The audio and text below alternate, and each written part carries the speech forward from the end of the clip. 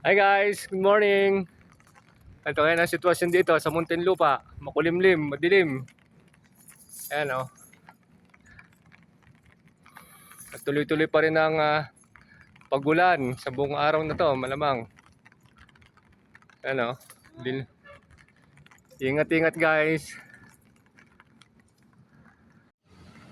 Ayan guys, nakikita nyo po ngayon ng kaulapan sa buong Metro Manila. Mula po doon sa may parting dagat, Makati, Quezon City. Ayan. Yan po yung kaulapan, ang makapal na kaulapan sa Metro Manila ngayon.